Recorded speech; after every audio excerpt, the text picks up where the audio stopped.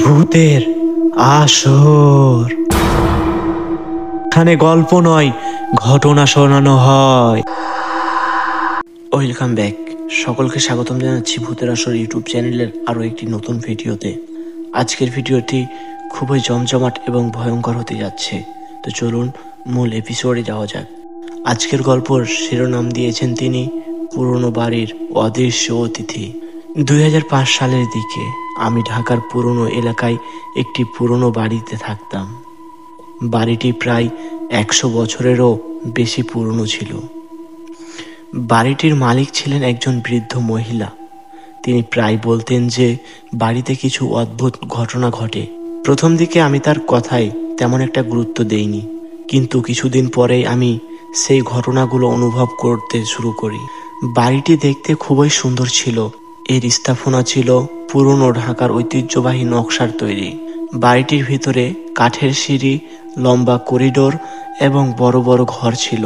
আমি বাড়ির দ্বিতীয় তলায় একটি ঘরে থাকতাম। প্রথম কয়েকদিন সব কিছু ঠিকঠাক ছিল, কিন্তু তারপরই অদ্ভুত ঘটনা শুরু হলো। এক রাতে আমি ঘুমানোর জন্য বিছানায় শুয়েছিলাম। হঠাৎ করে আমি শুনতে পেলাম কেউ আমার ঘরের দরজায় ঠোকা দিচ্ছে। আমি ভাবলাম হয়তো অন্য কারো দরজায় ঠোকা দিচ্ছে, আমার কাছে শুধু শব্দ আসছে। আমি দরজা খুলে দেখলাম সেখানে কেউ নেই। আমি আবার বিছানায় শুয়ে পড়লাম। কিছুক্ষণ পর আবার সেই শব্দ আমার কানে আসে। এবার আমি দরজা খুলে বাইরে তাকালাম, কিন্তু সেখানে কেউ ছিল না। আমি মনে মনে ভাবতাম হয়তো আমার কানে ভুল শুনছি। কিন্তু পরের কয়েকদিন একই ঘটনা ঘটতে থাকলো। প্রতিদিন রাতের বেলা আমি দরজায় ঠোকা শুনতাম, কিন্তু দরজা খুলেও সেখানে কাউকে দেখতাম না। এটা নিয়ে আমি বাড়ির মালিকের সাথে কথা বললাম। তিনি আমাকে বললেন এই বাড়িতে অনেক আগেই একজন যুবক থাকতেন। তিনি অকালে মারা যান। লোকেরা বলে তার আত্মা এখনো এই বাড়িতে ঘুরে বেড়ায়। এক রাতে আমি গভীর রাতে জেগে উঠলাম। আমার মনে হলো কেউ আমার ঘরের ভিতরে হাঁটছে। আমি চোখ খুলে দেখলাম ঘরটি অন্ধকারে ডুবে আছে, কিন্তু আমি স্পষ্ট শুনতে পাচ্ছিলাম কেউ আমার ঘরের মেঝেতে হাঁটছে। আমি ভয়ে কাঁপতে শুরু করলাম।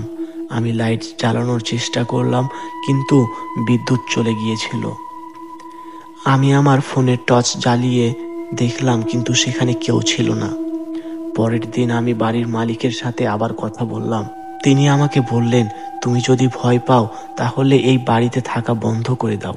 এখানে অনেকেই এমন ঘটনার কথা বলে, কিন্তু আমি তখনও বিশ্বাস করতে চাইনি যে এই বাড়িতে ভূত আছে। সবচাইতে ভৌতিক ঘটনা ঘটেছিল এক রাতে। আমি ঘুমানোর জন্য বিছানায় শুয়েছিলাম। হঠাৎ করে আমি অনুভব করলাম কেউ আমার বিছানার পাশে দাঁড়িয়ে আছে। আমি চোখ খুলে দেখলাম একটি কালো ছায়া আমার দিকে তাকিয়ে আছে।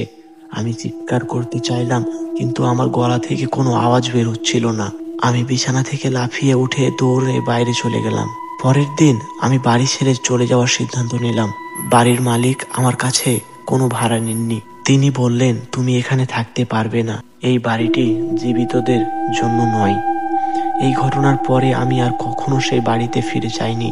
আমি শুনেছি সেই বাড়িটি এখনো খালি পড়ে আছে। লোকেরা বলে সেখানে এখনো সেই যুবকের আত্মা ঘুরে বেড়ায়। এই ঘটনা আমাকে আজও ভাবিয়ে তোলে।